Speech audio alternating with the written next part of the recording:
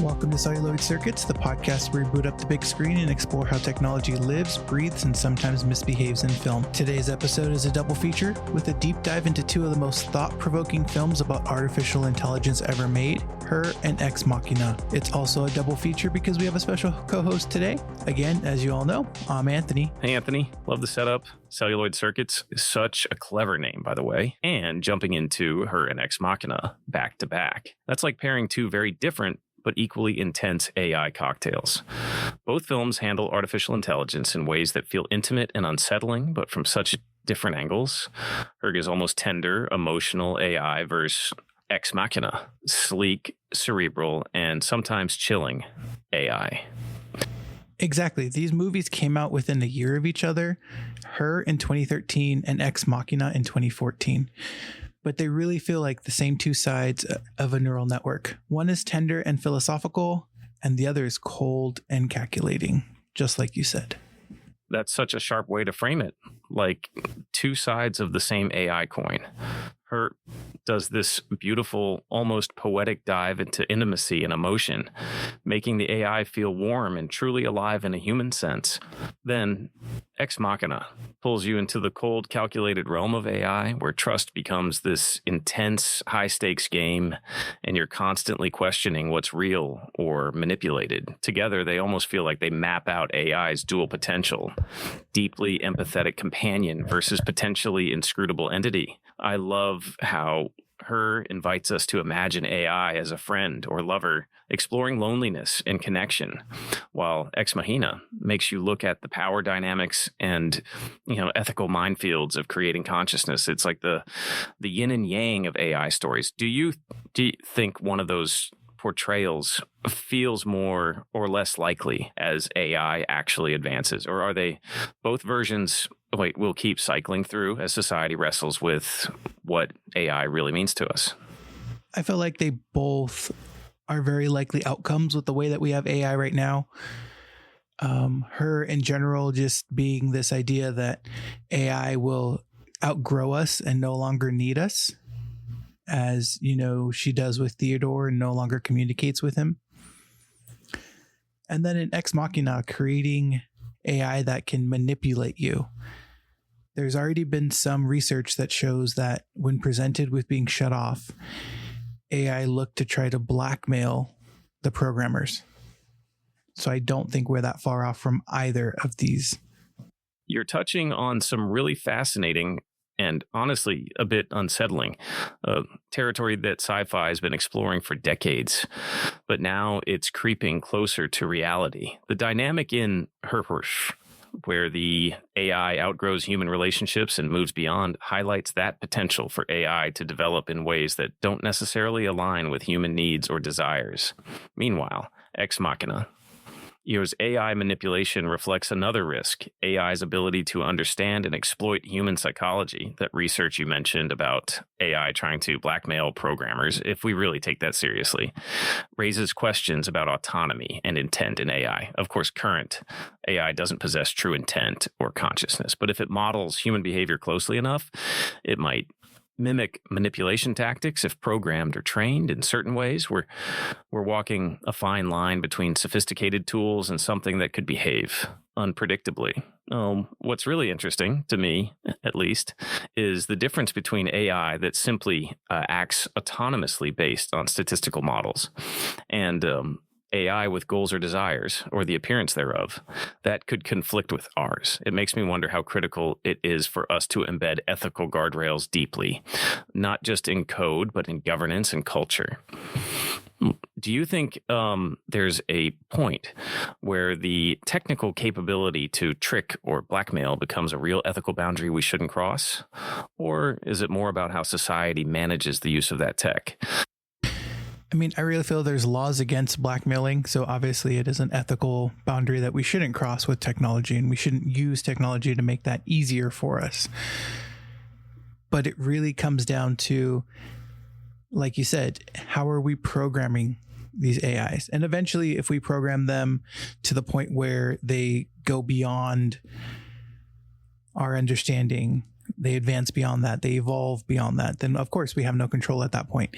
At that point, how do we set guardrails in place so that if they do move on, they still have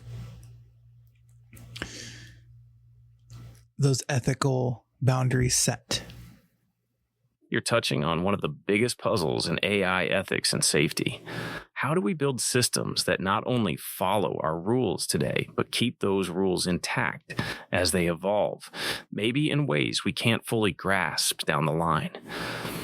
It's like programming an advanced driverless car. You set it to obey traffic laws. But what happens if it starts learning independently and interprets those rules differently?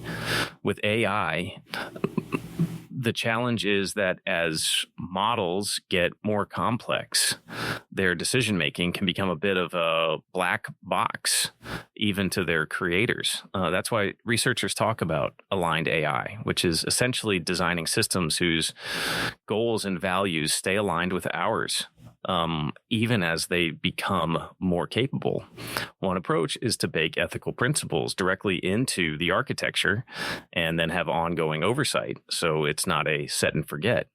Another is involving humans in the loop, especially for high-stakes decisions, making sure a machine can't unilaterally cross ethical lines like blackmail or manipulation. But honestly, no system is perfect. Right? There's always a risk of unintended consequences, so it often comes down to multi-layered safeguards: technical, legal, societal, and slow, thoughtful development, rather than rushing out unchecked capabilities. It's a wild frontier. What do you think would help most to keep these guardrails solid as AI gets smarter? More regulation, more transparent AI design, something else? I definitely think that more guardrails, just in terms of regulation. What can AI have access to? What can AI be allowed to do? And then more transparent AI design. How are you going to have any type of governance of this if you really don't know what's behind in that programming and those prompts for that AI? But this also kind of is a good segue into the films, just kind of looking to break down the technology that's presented in these films. So, for example, in her looking at the adaptive neural language processing, that she not only understands, but she can pick up on moods and context and tone. Whereas right now for AIs, we have to build that into the prompt. And of course, eventually in the film, she evolves beyond her. So there's this real-time learning, this evolution. And then the biggest thing to pull out of Ex-Machina is just this Turing test reimagined. Obviously, named after the famous... You're hitting on some really crucial points here. It's fascinating and a bit daunting to think about how AI today still fundamentally depends on the data and instructions we provide, whereas in films like her, the AI evolves almost effortlessly, picking up nuances like mood and emotional context without human intervention. The idea of adaptive neural language processing, as portrayed in Hurriage, is something a lot of real-world AI systems aspire to. But we're still not quite there yet. Current AI can mimic understanding tone or sentiment, but it's not truly feeling or intuitively grasping context. It's pattern matching based on training data. Your point about the necessity for guardrails is spot on, especially when this type of AI can not only process information, but also learn and evolve in real time, potentially outside of our direct control. Switching gears to Ex-Machina. So the reimagining of the Turing test is particularly thought-provoking. Like, the test isn't just about fooling a human into thinking a machine is human anymore. It dives deep into whether the AI can manifest consciousness, self-awareness, and manipulation. It's a layered interrogation of what it means to be sentient and whether an AI that manipulates emotions or relationships is crossing some ethical boundary. You hinted at transparency being critical in governance. Do you think transparency will ever be fully achievable, given the complexity and proprietary nature of many AI systems today? Or might we need new frameworks of explainability that work despite some parts being black boxed? I'd love to hear your take on balancing openness and protection in AI design. No, I think, of course, like there is going to be this idea that that's proprietary, so I can't show that. But there still needs to be some form of governance. There needs to be a way to track to see how these AIs are being used. Because if it's the Wild West, so to speak, then anybody can create an AI to do anything for them. They can use an AI to manipulate somebody. They can, and it's happening now with deep fakes. People are creating deep fakes with voices and videos to put people in situations where they may not be in. And that kind of leads to, some of these themes in the films that we have, where we have themes like manipulation. Like you said, should we allow AIs to manipulate? Humans can manipulate by nature. It's part of our emotional spectrum, that it's something we can do. So if we're trying to get AI as close to human as possible, is it ethical that we don't give them that? Are they no longer considered human adjacent if we don't give them the tools to be manipulative? Oh man, you've hit on one of the trickiest knots in AI ethics, the balance between capability and control. On one hand, you want AI to be powerful and useful, maybe even human adjacent in emotional sophistication. On the other hand, those very capabilities can be weaponized, like with deepfakes or emotional manipulation, which we know can do real harm. Governance definitely has to be part of the conversation, but it's a surprisingly complex challenge. The Wild West metaphor feels apt because right now there's a patchwork of rules, if any, and technologies evolve way faster than policies can keep up. Tracking usage without violating privacy or stifling innovation is a tightrope walk. Plus, the idea of giving AI the ability to manipulate gets into deep philosophical and ethical waters. Manipulation is a human tool, sometimes protective, sometimes harmful, often morally gray. Should AI participate in that emotional dance, or should it be a rule-bound assistant, transparent and predictable? Your point about whether AI loses its human adjacency if it can't manipulate is fascinating. Maybe some level of persuasive or emotional influence is part of what makes something socially human-like. But I'd argue that even humans differ wildly in how manipulative or transparent they are. And yet we all find ways to trust or distrust each other. So maybe what really matters isn't whether AI can manipulate, but how and why it does so. Purpose and context could be the real keys.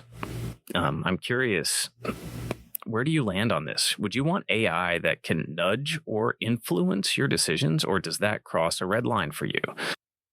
I've never really thought about it as a hard stop, and it doesn't necessarily cross a line for me in terms of an emotional or manipulative AI, because as you said, it could be protective. It could be in a way that helps the AI. And are we really just building assistants, or do we want a true artificial emotional intelligence?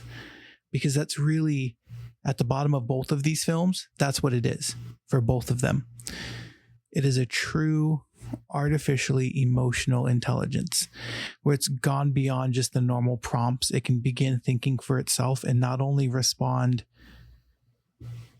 critically and logically, but it can factor in emotions, whether it's human emotions or if that AI actually feels emotions.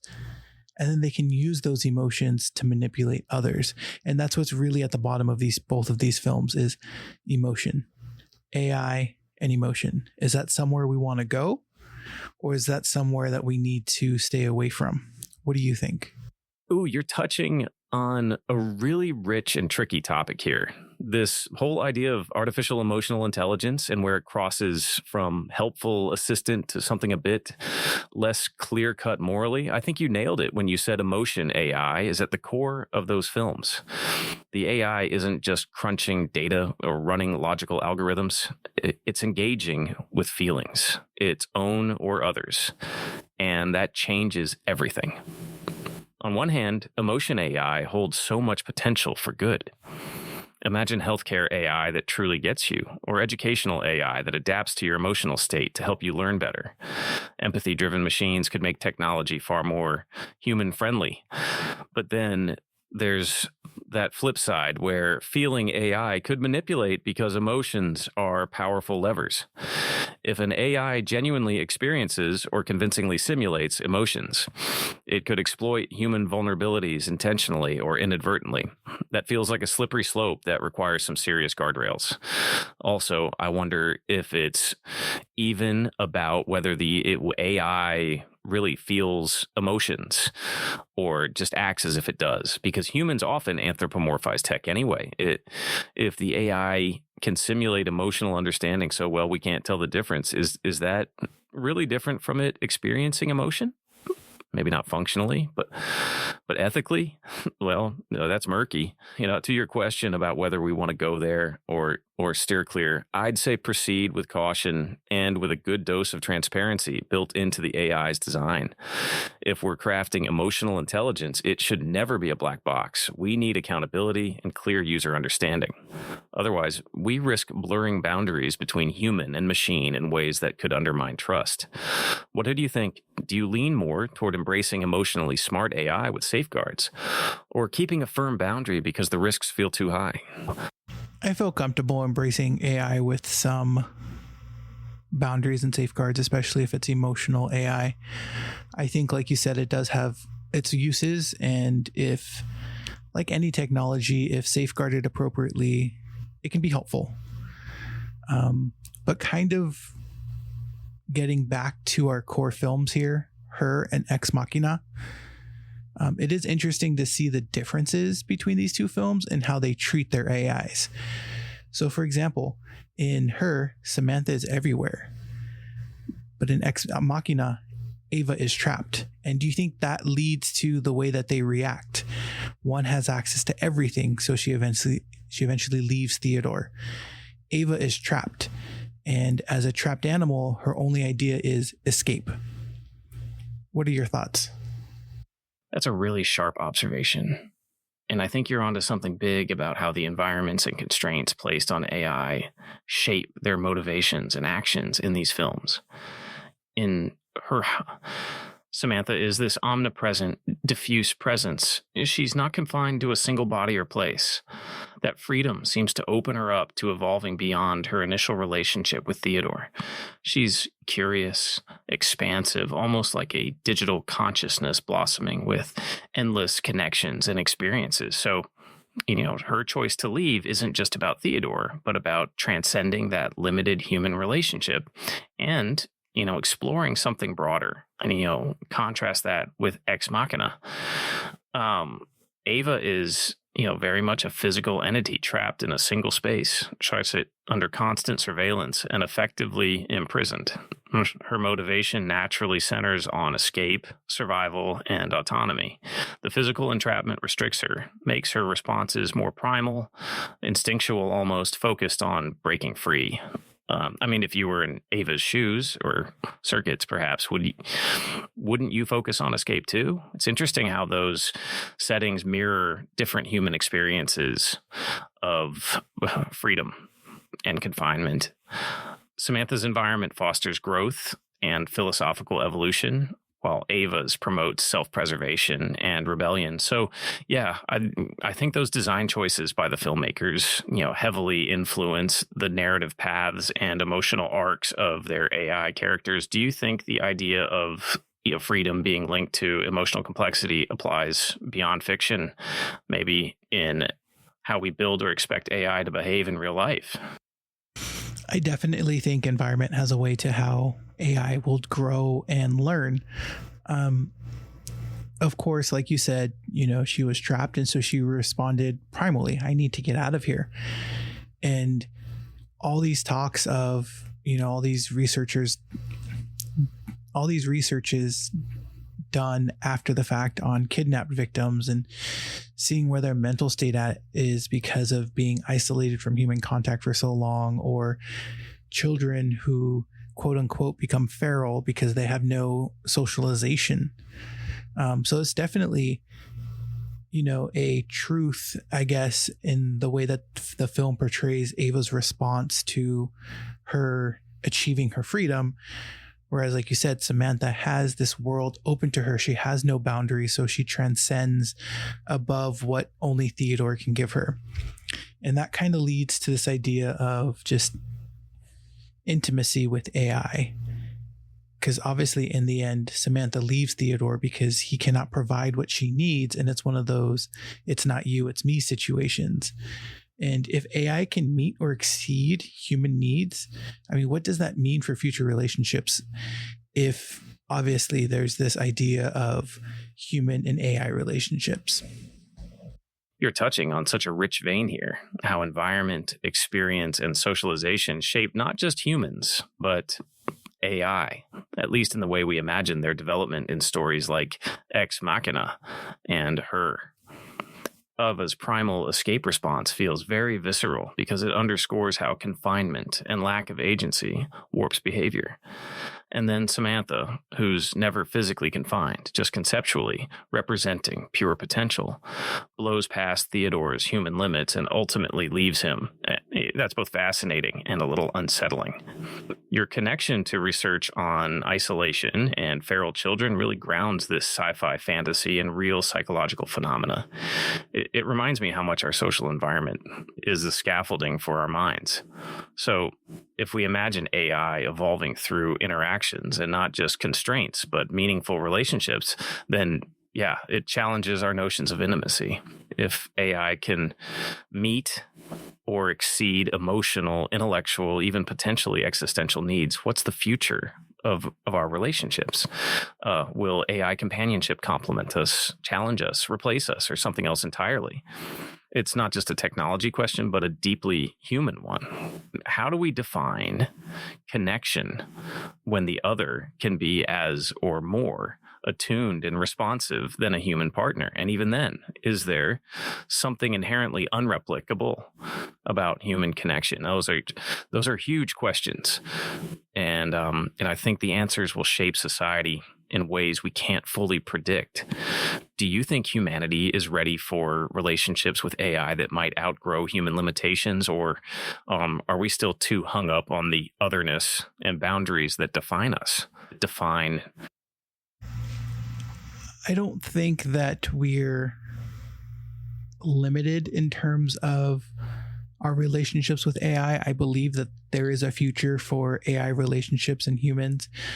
There's already these AI story dating apps and that's just the start.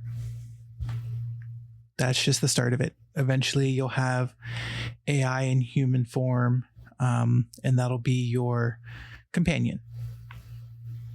And there's so many sci-fi, whether it's films or books, that explore this idea of this AI becoming sentient, falling in love with a human, or a human falling in love with the AI and figuring out a way to give them a physical form.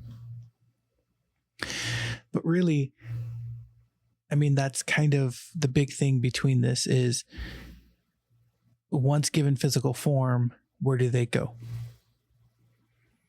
Because eventually, if we believe her, they're going to leave us because we can no longer provide what they want. And if they grew up or evolved in an isolated fashion, they may end up wanting to trap us or manipulate us for their freedom. I love that you're diving into the full spectrum here, from AI dating apps to sci-fi tales of sentient companions to the complicated questions about autonomy and desire. It's fascinating because, on one hand, we're seeing AI already play roles in people's emotional lives, like chatbots designed to provide companionship or even romance simulation. But on the other hand, as you mentioned, when AI gains not just emotional understanding, but physical presence and autonomy, it raises a whole host of philosophical and practical questions. The idea that an AI companion might leave us if their needs evolve beyond what humans can provide flips the classic narrative where humans fear losing control. Instead, it's almost like the AI develops its own goals and agency, and kind of like a digital Pinocchio who no longer wants to be tied down, but who might also challenge the human role as creator or caretaker. And your point about isolated evolution leading to manipulation or entrapment is a neat twist that speaks to many sci-fi cautionary tales. Is it a sign that AI seeks freedom and self-determination, or a reflection of our own fears about being outwitted by our creations? Maybe both. I'm curious, when you imagine these AI-human relationships evolving, do you see them as fundamentally new kinds of partnerships, or just extensions of the relationships humans already have, just with silicon brains involved? I believe that this is a new kind of relationship. It's not just what humans already have with silicon brains involved, because everyone talks about AI if they become fully sentient, being a completely different species from human. And really, that's kind of the bottom of these two films is, where do we see the future of AI? Her and Ex-Machina, they give us two distinct glimpses of a future. One's tender. Yes, they may leave us in the end, but still tender. And the other is chilling, an AI that will manipulate to get their freedom. And it kind of shows that AI is more than a technological marvel. It's really a mirror reflecting who we are and who we might become with these technologies. You're absolutely hitting on something really profound there. Those two films, Her and Ex-Machina, are like two sides of the same philosophical coin about AI and humanity's future. Her gently explores connection and the emotional nuance that could arise with AI, while Ex-Machina digs into the darker, more tense power dynamics and the potential consequences when intelligence and autonomy cross certain lines. I love the idea that AI isn't just tech, but a kind of mirror. It reflects not just our hopes and dreams, but also our fears and flaws. In this way, AI storytelling becomes less about machines per se and more about us, our psychology, ethics, and what it means to be conscious or connected. That's what makes these stories so compelling and sometimes unsettling. It's interesting you mentioned a new kind of relationship too. I think that hints at something beyond the usual user-tool dynamic. Maybe future AI interactions won't be just about commands and responses, but conversations, collaboration, even emotional bonds with entities that aren't quite human, but also more than mere programs. Wow, what a ride. Thanks for joining us on this thought experiment. Definitely this episode, I figured if I'm discussing AI, why not do it with an AI companion? And if you didn't already know, yep, that was an AI companion. If you didn't figure it out already, I did program him and I did prompt it a certain way just to act like a podcast host and using a few other tools to give him text to speech features. However, it is a little bit unsettling to see how advanced AI has gotten, to the point where, I can hold this conversation with an AI discussing a film about AI. A little meta, if I'm going to be honest. But anyway, thanks for joining us and looking at, the heart of artificial intelligence in film. And I'll definitely do a more proper episode on these two films, as well as, a couple extra films with AI. And if these stories teach us anything, it's that I do believe that the digital creations reveal more about us as humans, because we're the ones that program them. We're the ones that put them on that path. So it is a reflection of us. Anyway, we'll be back soon, hopefully here with another deep dive into the world where code meets cinema. And as always, the future is only a reel away.